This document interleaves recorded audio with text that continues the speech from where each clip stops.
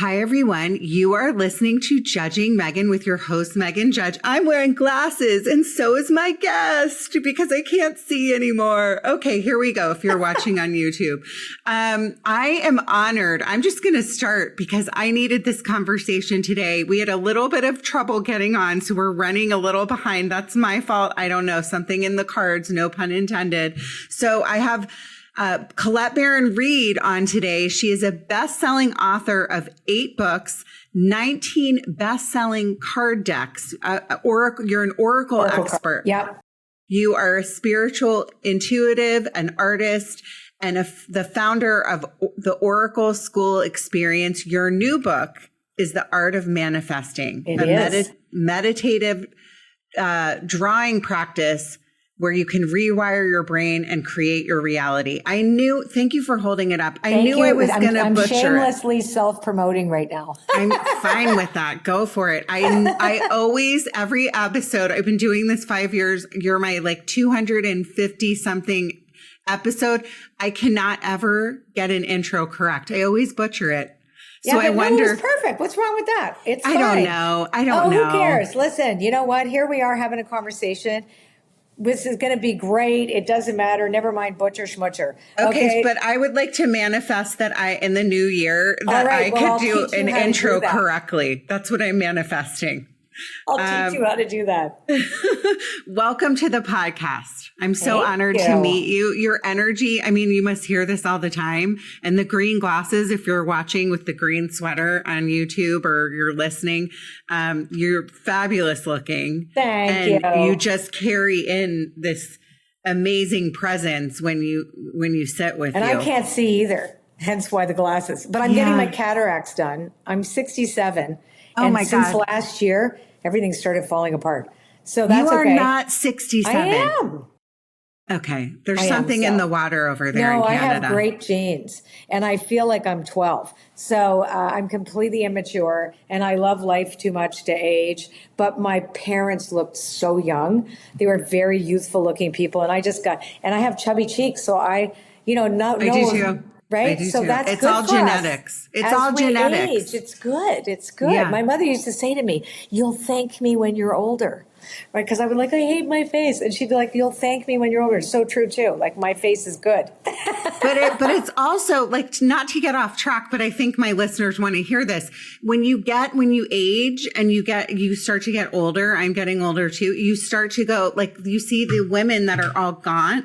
Well, that's popularized now. That's awful. Yeah, but it's awful. You want some meat on your face and on your bones because otherwise it's you start to look not great. So I also have a mom that's a freak of nature that is. Oh, you're stunning. But she's 50. I'm sorry. My mom is 82. Let me say she was 50.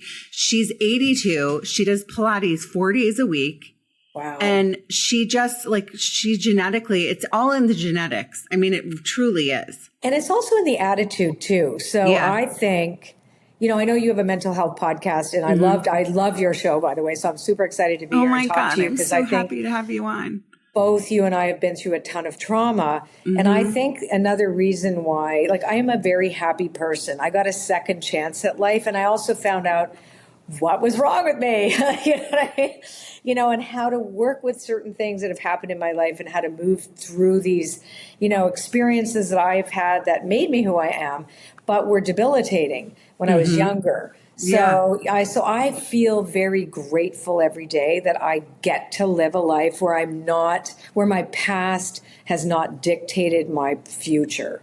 Okay. Right. So I think that's another reason. And I think that's probably it too, because my husband thinks I act like a kid, right? So it's because I feel so good about life. I really do. I believe in life. I believe that's in the possibility of humanity. And but let me ask you about that because this is part of I always ask the same question every podcast. Sure. Tell me about yourself. Where are you from? How did you get into this number one? And before we started recording, you said, I'm also somebody that went through a lot of trauma in my life. Yeah. And what I love about you, Colette, is that you've turned your trauma into helping other people and doing what you do. And hence why you look the way you look. And I know it's not just about, for my listeners, your physical appearance, but I'm not even talking about that. It's like you could look a certain way. It's not a look.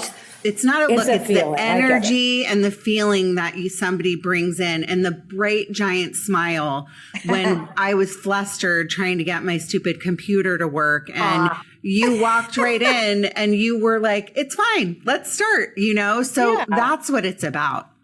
Right? Well, yes. And I do think that I don't sweat the small stuff, but it took me a long time. So I'll just give you in a nutshell. So I'm Canadian. I'm from Toronto originally. My parents were immigrants and came to Canada after World War II. My parents are 20 years apart. They both died in about 30 years ago or so, back to back. But, which is pretty tragic, to be honest. But, so they were amazing people and came in with a really strong work ethic of, you have to work really hard to make it and become Canadian kind of thing. So they anglicized our last name. My dad was Serbian, and it turns out we have legitimate Mongolian background. And my mother was German, but it turns out she was actually French and Polish. And her father, her father was a Holocaust. Well, he went through the Holocaust and died. And my mom, because he was Jewish, so he came to find her when she was, her mother was killed by a bomb, and he was picked up by the SS at the door, and the people that had taken her in hid her in a closet, basically. And so she had a lot of fear. So my mother was very traumatized after World War II. She picked up body parts. She survived by, she either dated a Russian general who bought her a cow because she asked for some milk, or, you know what I'm saying? She did what she had to do to survive. It was very interesting because, and my dad, of course, he was a fascinating man, made a very, very excellent living. And they put us in a private girls' school for waspy people. So then changed our last name. And it was a bullshit title my dad had. It sounded good because in Canada, there's a lot of English people and they love titles. And so it was like, wow, a baron. Well, it's in the old country, it meant you had extra cows and you could pee off the side of a mountain, I think. I don't know. And I was like, okay, whatever. But my dad milked it. So we got in and we were like, yeah, this is so cool. But I never felt like I belonged anywhere. And it was very interesting because my capacity to know beyond myself, right, to know things came really, really heavy when I was a little kid. From the age of 3 to 5, I would have all these nightmares, and I dreamt about what turned out to be the Holocaust. So I dreamt about old, really wizened, very skeletal-looking, skinny people crying and lining up at a table where the man sitting there with his skeleton, and basically having a pile of gold on a table and teeth. And I knew it was teeth because I was 3 and I had already lost a tooth, so I knew it was a tooth. So I saw teeth. And then they were all being shoved into what I thought was an easy bake oven.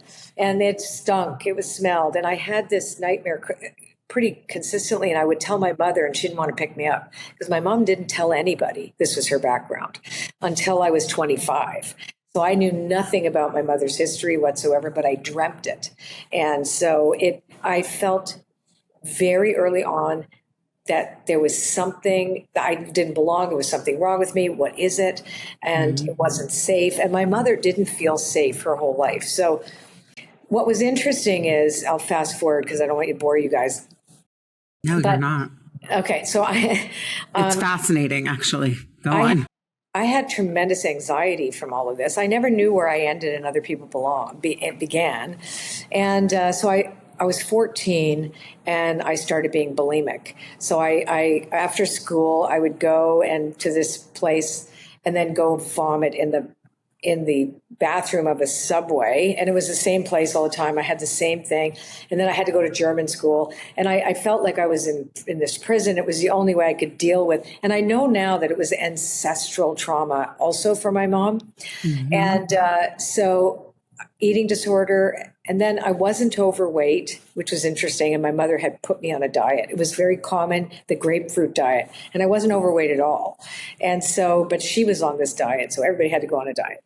And I ended up worse with bulimia and blew up like a balloon, right? So I had this thing, but it was also to protect me because I didn't know how to handle. I understand today that I would be called neurodivergent, but I didn't know what the fuck what that was. No, you can cuss away. Go ahead. Go ahead. No, go ahead. Like I didn't know, right? So well, let me interrupt you for one second because we are aligned that way. I'm a recovering bulimic from a very young age. My mom was a beauty contestant. My mom did beauty pageants, and I was put on a diet at like 12.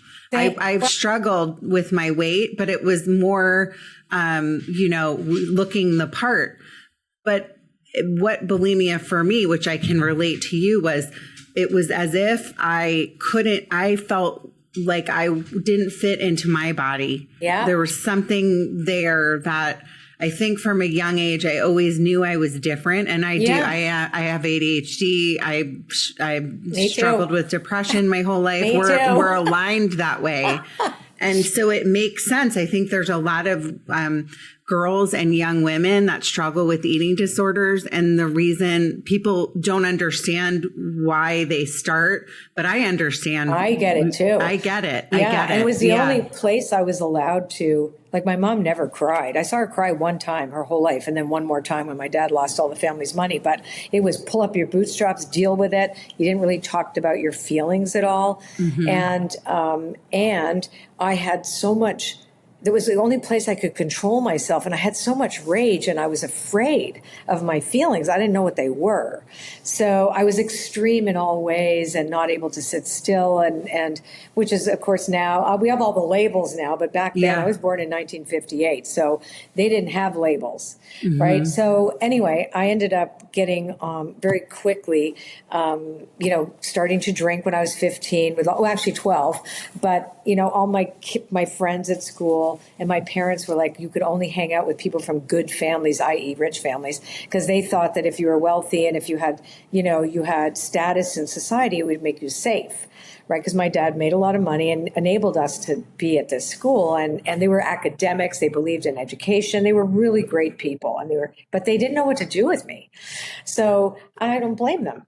Anyhow, so I ended up starting to drink and hanging out with the boys from the school that were supposed to be the good family, but we were sitting in their parents' Mercedes Benzes, little privileged people, vomiting outside the car window after drinking an entire bottle of gin, so it was kind of this weird, way of, is this safety? Is this what it is? Anyhow, I go to university. My parents wanted me to be a lawyer.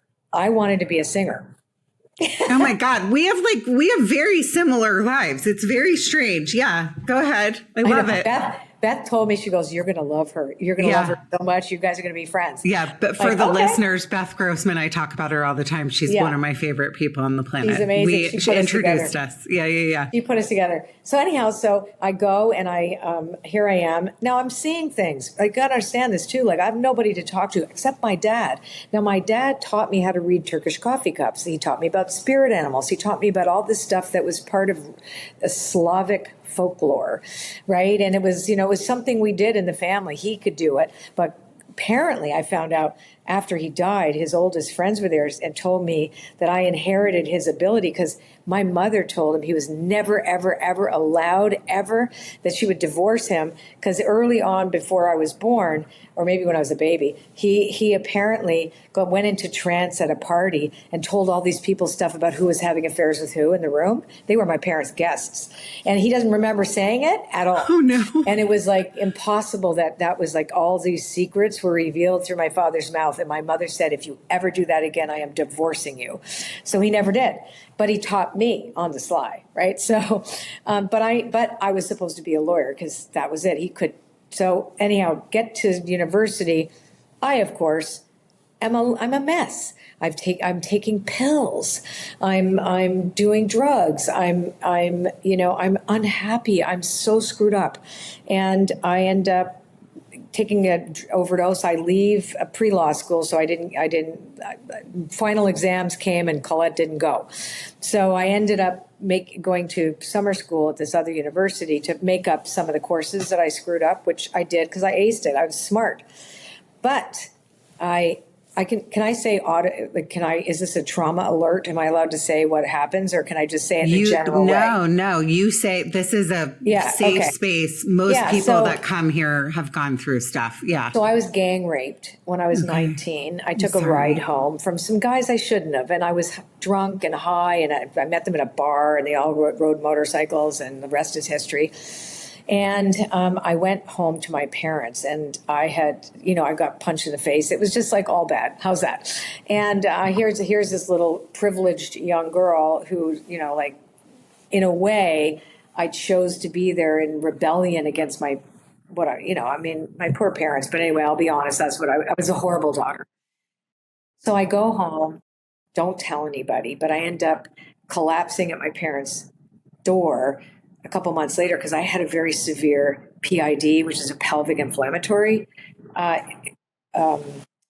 infection. Yeah. So I couldn't have kids after that. And when we were in the hospital, I told my what happened. And she told me she was gang raped by Russian soldiers the same month of the year and the same age at 19 when it was crazy. Like, she was so freaked out that I was acting out. Like, never mind that I had dreams about her other secret, and now I do this. So she's like, do not tell anybody, never speak about the family. We're going to send you to a psychiatrist, but you're not allowed to talk about the family. So I was completely fucked up. I am. Yeah. Well, first of all, I just need to say how sorry I am. But the what you're talking about, it's a lot. It's very upsetting. And the trauma, it's like I'm sitting here going, I don't know what to say because it's so awful. No. But I think it's important for my listeners that they come here because a lot of them are going through really hard things. But I can tell you that you can work this through, and you can love yourself again. You can have dignity again. You will not live for the rest of your life in shame. And I did for a while, but none of those things will become your future, that there is a way out. And I got a chance. So let me just ask you though, really quickly, and I'm sorry to talk over you, but the ancestral trauma piece. So for people, I believe in it. I believe in all of this stuff. I do. I think some people are like, what are you talking about? That's not real.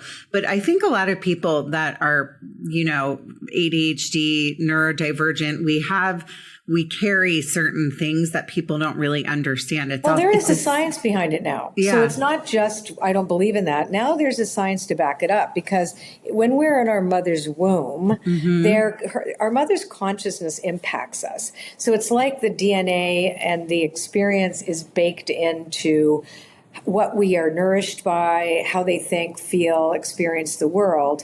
And we will tune into that because it's part of we're a part of our mothers. Like, we are actually a part of our mothers. And so acting that out is in a way for us to try to work it out without even realizing that we're working it out on behalf of someone else who never worked it out.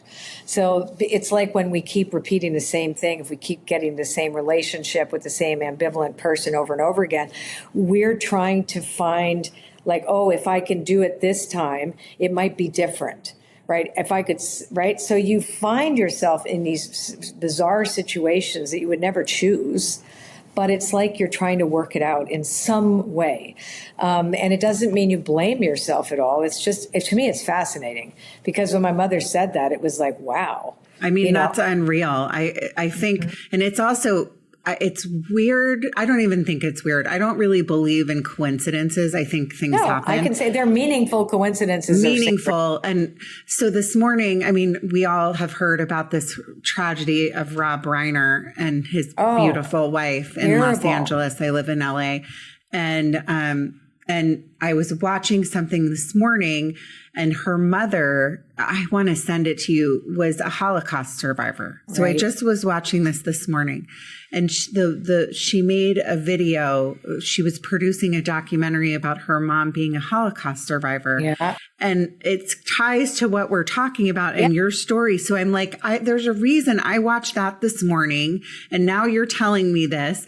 And this is all piecing together because I watched this video And it was I've been so upset over what happened. And I think so many of us are, but just that the beautiful love that this daughter had for her mother. And she cries, and it was just like, and then you tell me this story and I go, wait a minute, like this is all kind of pieced together, right? It is kind of interesting. And I've protected myself over the years by being able to feel my feelings later. Right? Like something can happen to me, but I will compartmentalize it, and then later I'll fall apart, or later I'll experience it. But when it's an interesting thing you brought up the Rob Reiner thing, because I loved him. I watched All in the Family with my parents, and my mom loved him. And then, to have like the good Jewish boy in the family, and they represented family and closeness and connection. And his movies are part of the background of my life. And they were my favorite movies. If I would watch a movie just if I knew he did something with it. Me too. When Harry Met Sally, my favorite movie of all time. Yeah, me too. Yeah. So it particularly hit home, but also how trauma and addiction, because I haven't got to that part yet. Yeah. So fast forward to me actually ending up around the music business, me ending up learning from my partner how to smoke cocaine. I got involved in a very seedy arena of the music business, even though, I was very talented. I pursued what I wanted to pursue it, but I learned how to do some things, and I needed it to escape. It was like alcohol and drugs ended up to be medicine for me. I couldn't cope, except I kept on trying. I kept on having experience around violence, et cetera, in my early 20s. I got clean and sober 40 years ago. Actually, it's coming up to 40 years. When this airs, it may be 40 years already. So I ended up in a treatment center for women, and it was saved my life. I hit bottom like nobody's business, and I got a second chance. And I had done everything. Like I was like, I'll show you how upset I am about life. I will set myself on fire.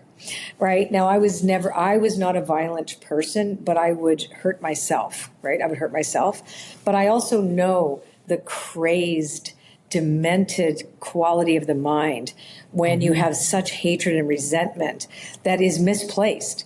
Like, I do not resent my parents. I did, but not obviously not to the degree of wanting to hurt them. But I didn't understand where to place my self-hatred and my own my shame, around what had happened, and thought it was my fault. And I was always trying to create some type of facade. And never mind, on top of it, as soon as I get sober, I'm getting all this information coming in.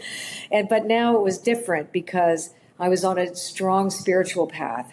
And as I worked a recovery program, I went to Unity Church. I was raised Christian, by the way, too. So I really don't have much connection to Judaism. And my mother became like totally Jewish at the end because I think it was her guilt.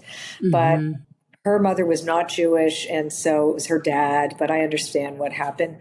But anyway, I just went to Unity Church because it was cool, and everybody went that was clean and sober, and they had music, and they chanted, and they did shit that I loved.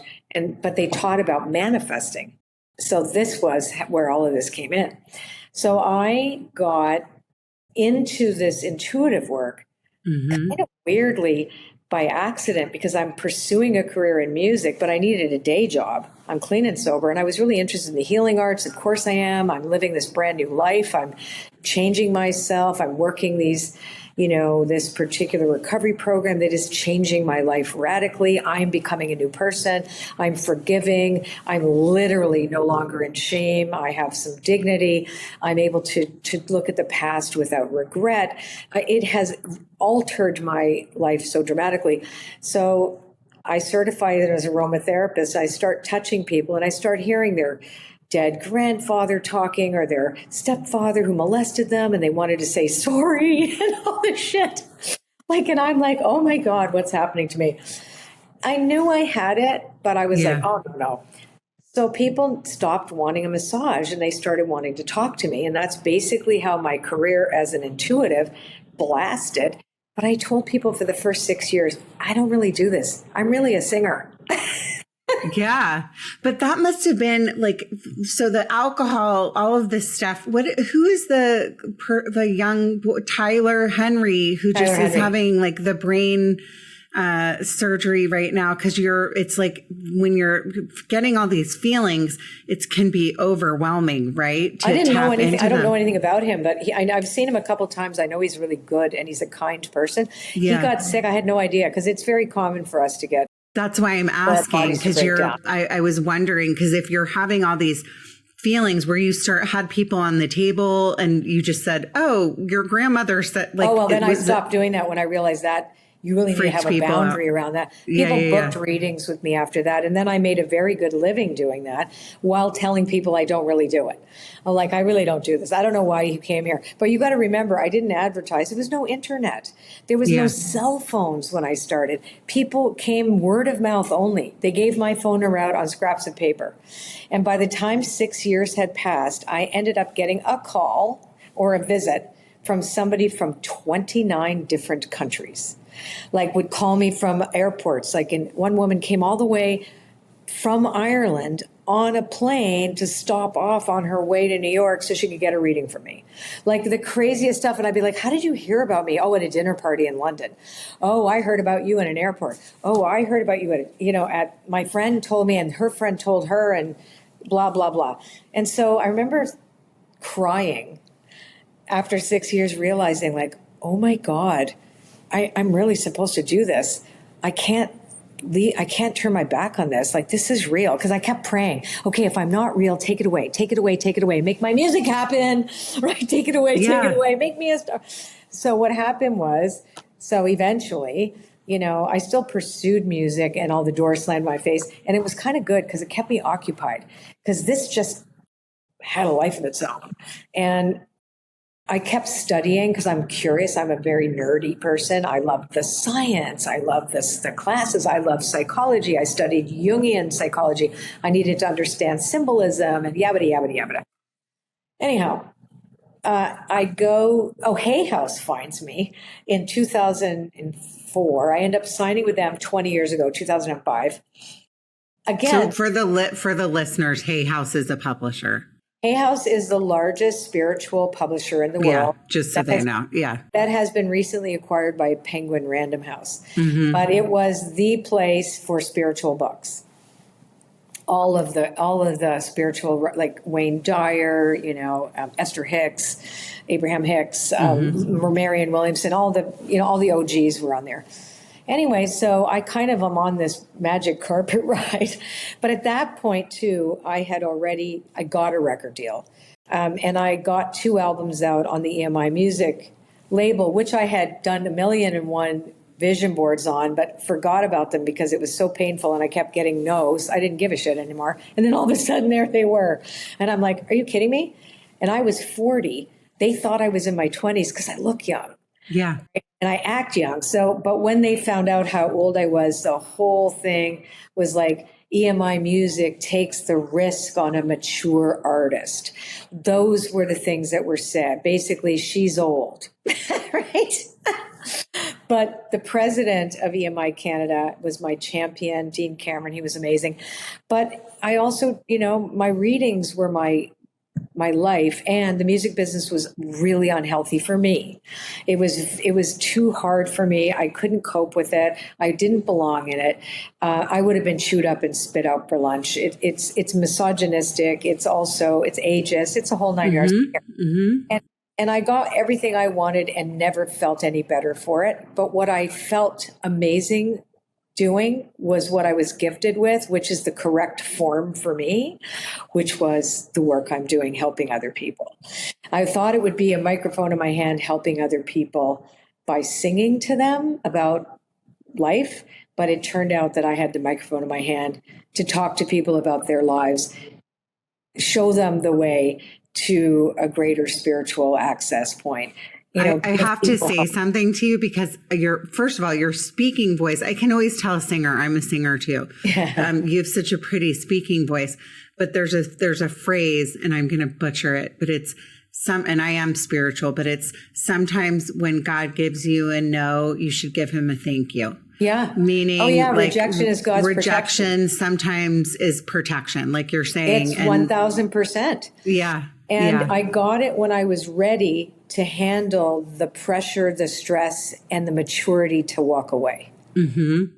And really, and I was, yeah. And then I ended up in this world.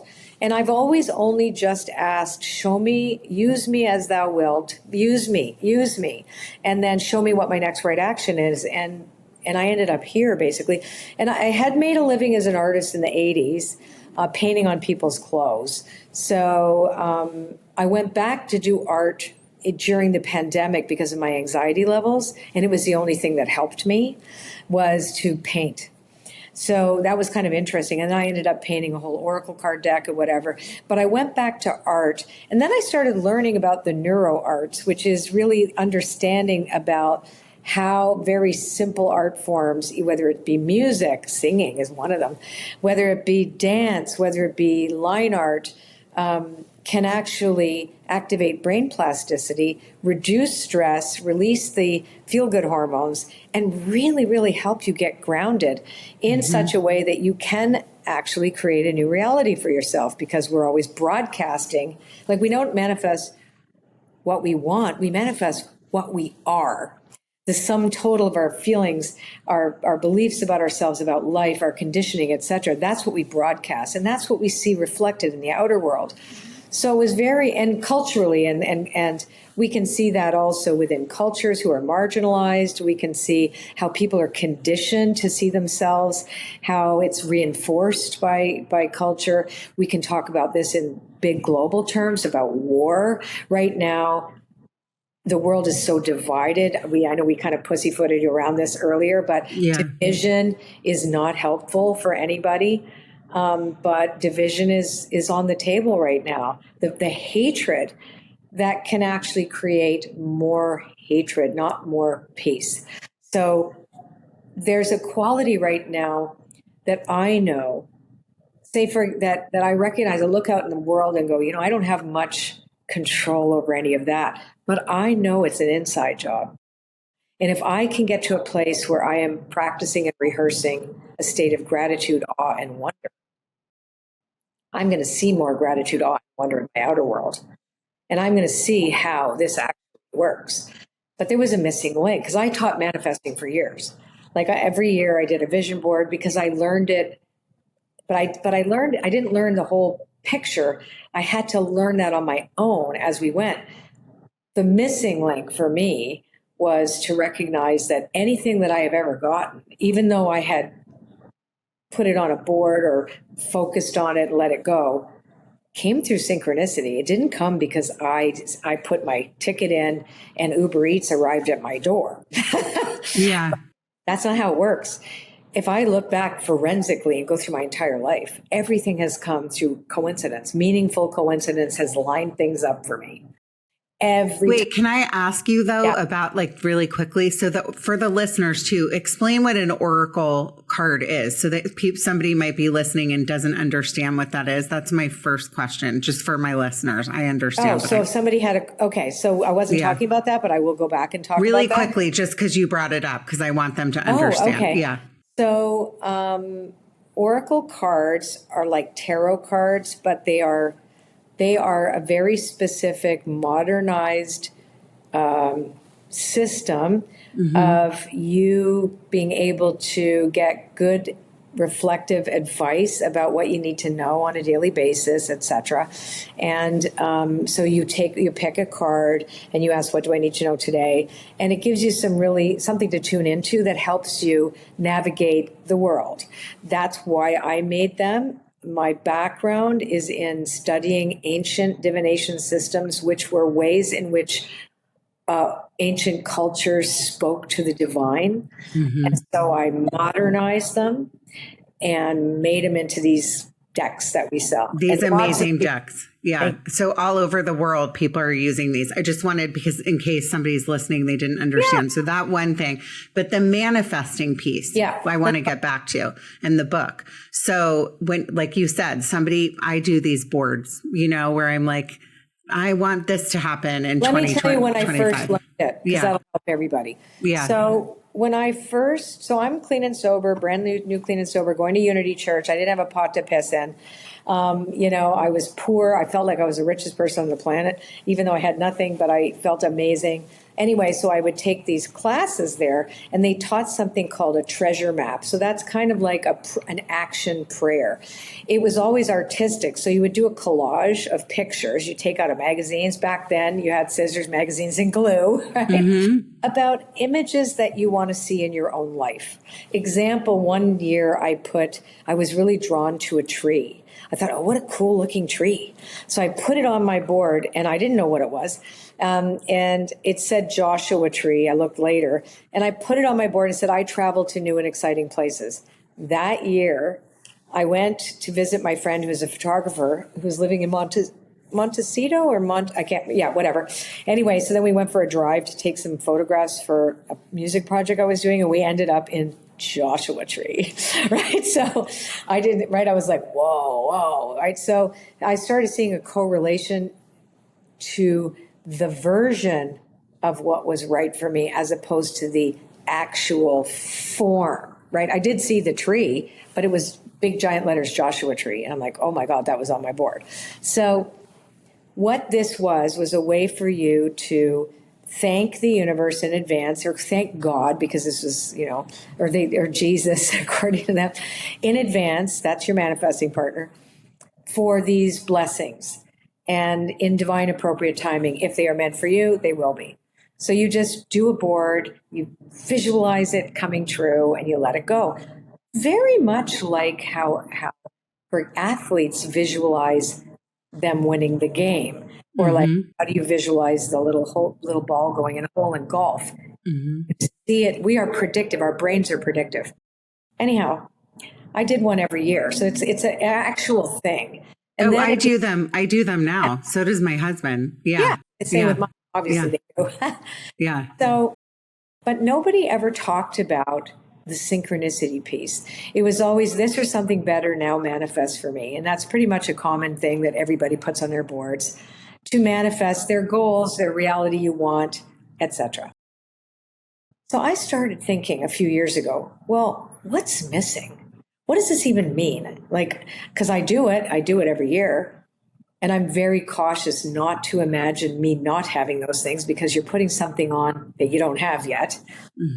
So, and thanking it in advance. But I'm like, well, what's that zone where, everything comes together because spirit brings it. I really believe that. It lines up in a spiritual way. It lines up in a quantum physics way, if you want to talk science. I'm like, how would I do this? Well, I started putting a zone of synchronicity on my board where I would say, surprise me, because ultimately the exact shape of what I want and need, or what I think I want, is rarely exact to what happens, right? Like, it's rarely.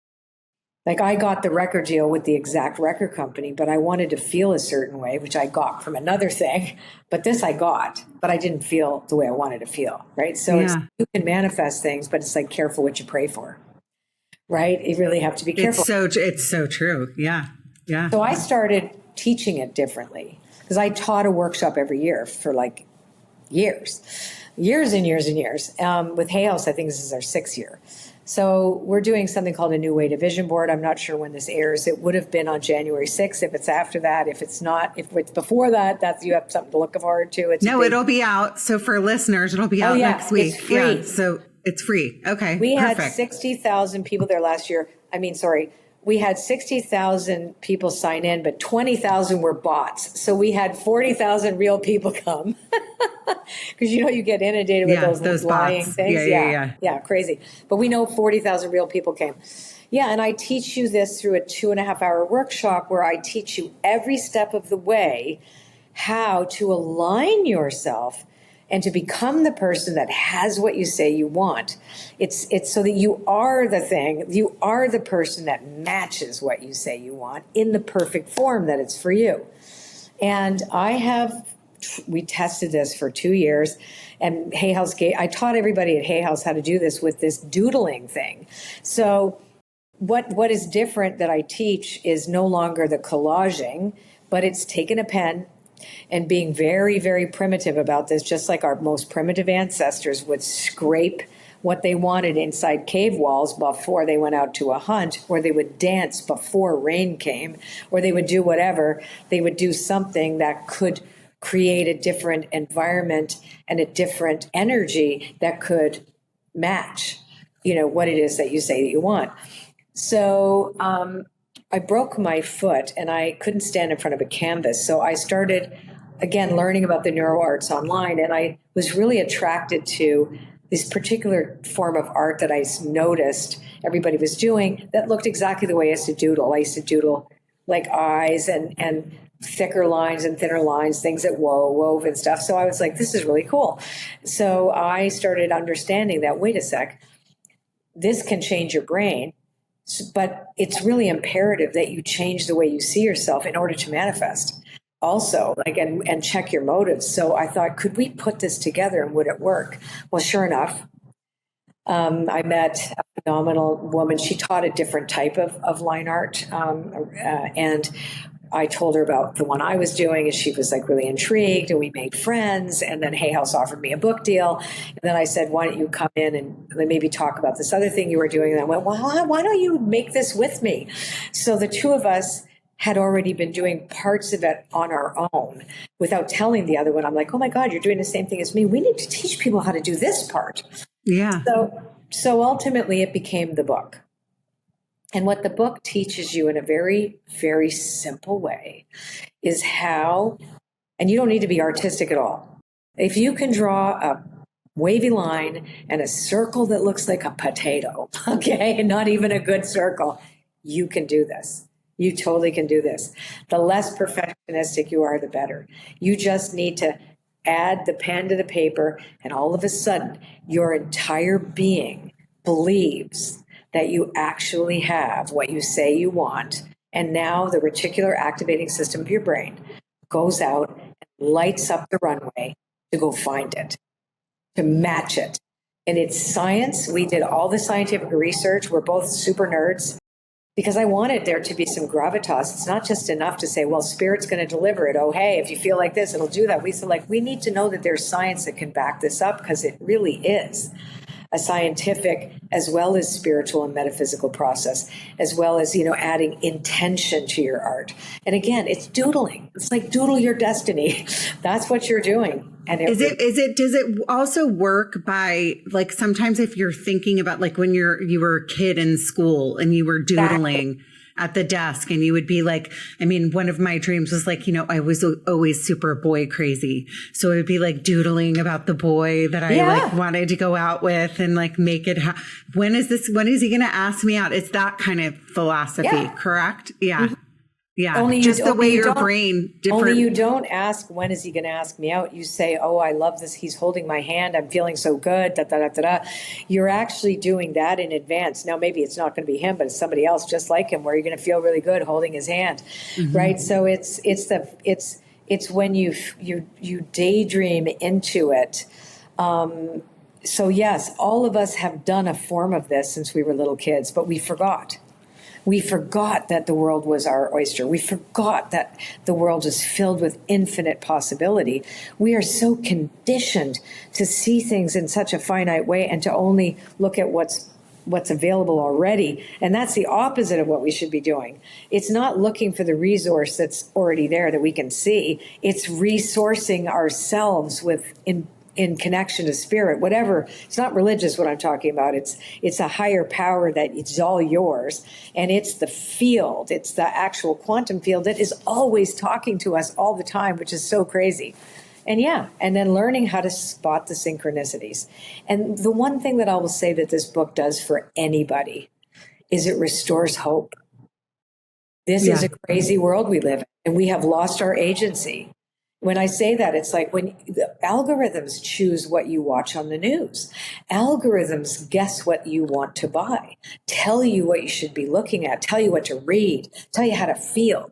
That rewards anger and hatred and controversy, right? So we are completely passive right now. this brings us. It's the piece of the brain and us, the human being, like the human connection, which I talk about all the time, and being able to step away from the phone. Or like you just brought up, my husband was saying something he wanted for Christmas, and all of a sudden it was on my phone. Right. I was like, who's listening to me? I think we have to find ways right now, like you talked about. I was just having a conversation with a friend before we recorded about being so sad. And I was like, oh, I can't wait. I'm having Colette come on and we're going to talk about manifesting and how we're going into the new year and how we're going to manifest. And there is so much sadness and war and just everything seems like I talked about. It feels bleak. Reiner. It feels bleak. So but here's we what have to happened. make up our own trajectory. Correct? We do. Yeah. So I have a tendency to not cry, right? So I'm like, so I purposely, you want to know a movie that's really becoming very popular right now is called Hamnet. It's about the making of Hamlet with Shakespeare and his wife, Will and Agnes. Mm-hmm. And I knew that I would cry. I went there. My friend wrote a book called Cinema Therapy, and I needed to get it out. I've never cried so hard in a movie in my life. And everybody in the audience is crying. So if anybody here needs a cathartic moment, go to that movie and get it all out. Because afterwards, I was in so much awe of, because I think sometimes, as much as I am who I am, and I am all about hope, restoring agency, empowering people, that is why I'm here. But I also get so sad when I look at the world and I see the shit that's going on. And I think, how is this even possible that we have allowed this, to see the erosion of how do I put it, manners, just kindness. Humanity is at stake. But I know that I can't do anything about that if I simmer in self-pity. So feeling the grief is essential. It's a movement. Feel that grief so you can take an action, but you also have to manage joy. And like I walked out of there with so much compassion and empathy for people because it really represented on a bigger scale for me what I see in the world. And then, of course, the Rob Reiner thing, that was just enough. That took me right over the top. Yeah, me too. Right. I think though that what I love about your book is, and just you as a human being and what you're putting out into the world, thank you for that, because we need it, is we have to find ways to really look in different directions. And if it means manifesting through art, like you and I, music. Like a 5-year-old. Yeah, so music saves every day music saves my life. Yeah. I sit in my car. I'm writing my own book right now. I ugly cry. Excited. Yeah. So I had to take a break because I was going through stuff, but I've taken like a month off, but I know I'm going to cry. And nobody wants to sit in their stuff or their pain. We all want like a quick fix.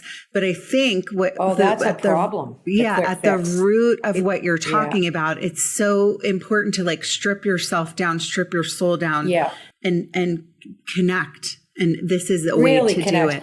Yeah. Really connect to, there's a part of all of us, we have moved way too quickly. And the world is moving too quickly for us as it is anyway. Mm-hmm. But I think with the advent of cell phones and social media, et cetera, I know it's very controversial for me to say this, but I'm thinking it's fantastic in Australia that they're taking the phones away from the kids. I have a 15-year-old. Social media should never be. I agree. I am because so much mental health stuff, so many suicides, these young kids who are looking at what's being shown to them they're never going to be enough. They get bullied online, and even us, like it's what, having to be on there is really difficult.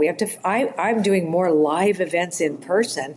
I'm planning them because being in a room with real people now, like yes, during the pandemic was great. But it's really important that we're able to share in a safe space or in a place where you're surrounded with breathing humans and you can look them in the eye, because I think that there's more violence now because we don't acknowledge each other as human beings. It's true. I mean, there's a book. I had Dr. Mark Williams on a few years ago. It's one of my favorite episodes I've ever done. And he wrote a book about the human connection.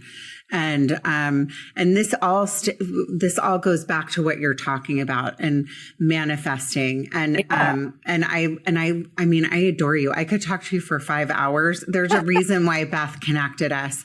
I can always come back. I would love for you. No, I'm being serious. I would love for you to come back and talk about the other stuff. And because I really believe in what you do. And I want to thank you for that. And I want to thank you for, you really touched me today. Like, I don't know if you saw me ugly crying for a second, but just when I meet people like you, and for my listeners that have overcome really hard things, this is a really hard time, listeners, that we're going through right now. Yeah. But I want you to know that, like, if I meet somebody like you, Colette, that it helps kind of heal myself and my own stuff that I'm dealing with. Yeah, because we are the same. We can do it, but we don't do it alone.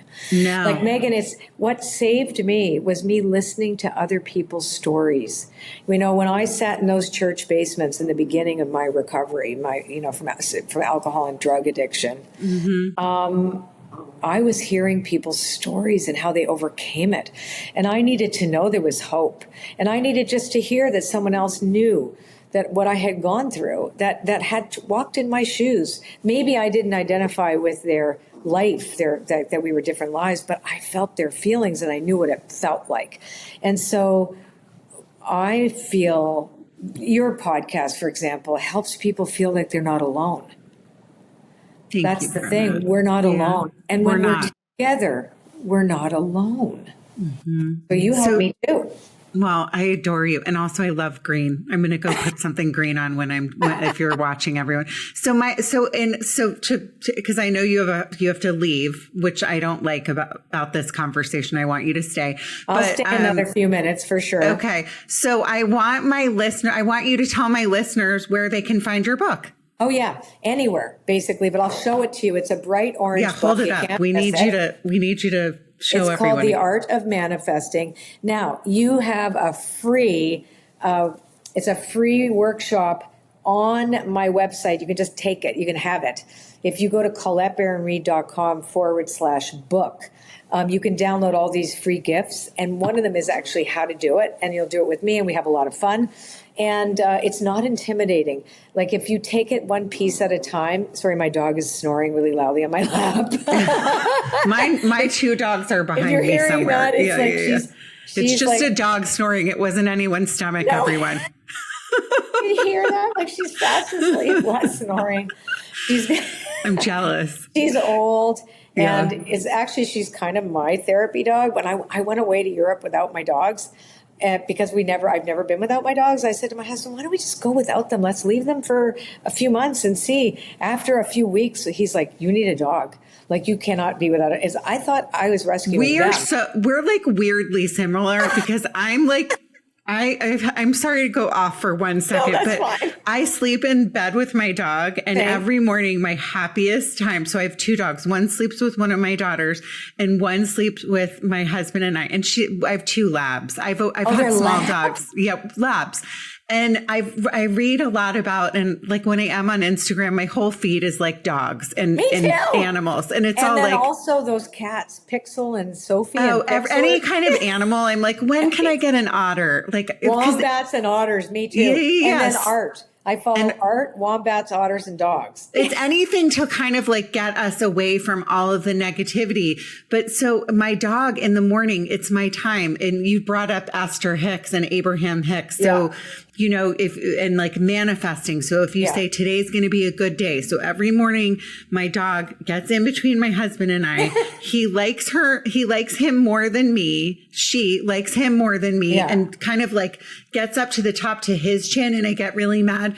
But in my head, I go, this is the happiest spot I could ever be in my life.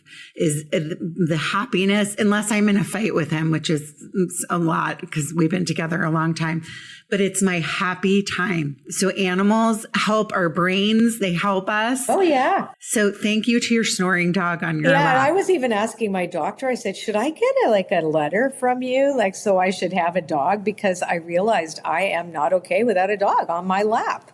Like, is it a Yorkie? It's a small dog. I'll get her. I'll wake her up. Do you want to wake up and say hi to for people? my YouTubers? Come on, just so everyone knows, I used to have a Yorkie too. Don't growl like a at small mommy. dog. Oh no, there you go. Oh, there she is. Is that a Havanese? I don't have my glasses on it. She's a Pomeranian. Oh my God. That's you guys. That's how blind I am. And I'm so vain. I refuse to put them. She's a Pom. She's still sleeping. Are you sleeping? So you don't want to kiss mommy. No. But everyone, listeners, like find ways. Like we're ending the podcast talking about animals, but it is true. There's things that animals help our brains. So if you're not an animal person, they help with like our depression, anxiety, all the things that we're talking about today, right? But I should finish what you asked me, because my go ahead. will Sorry. ask me, why did you talk about the dogs? Okay, so The Art of Manifesting is the book that you can get at any bookstore. And the way to get all the free stuff is just go to my website and say where you bought it. That's all you have to do. You can get them on sale right now from Hay House. So if you go to hayhouse.com, and I think they give free shipping, they send you the book to your door, and it's really good to do at a party. So I'm training teachers now, but you can do it. I mean, people are already doing it. They're having parties with the book. I want to do it. Yeah. Oh, yeah. You totally. When you're in LA, you tell me. But I'm coming in February. Okay, we're getting together. We're having a party. I'm coming. We're actually having one of these things at my friends, and I'll invite you. Oh my God, that's wonderful. I'm so excited. I'll invite you to the party. But everyone, Colette, okay, so listeners, follow Colette. You can follow her on Instagram. What's your Instagram? It's Colette Baron_Reid, R-E-I-D. Okay, and you're the real deal. Just for listeners, I did my research from my beautiful friend Beth sending Colette my way. And I'm just so grateful to meet you. Thank you. You made my day. You made my day, and I'm glad we finally got together and did this podcast. Me too. And I just want to say one last thing to your listeners.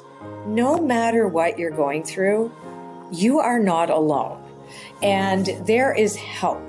There is help to be had. The only thing that we have to do is have the courage to reach out. That's the only one thing and there's so much free stuff out there now for mental health stuff and for trauma groups and things like that.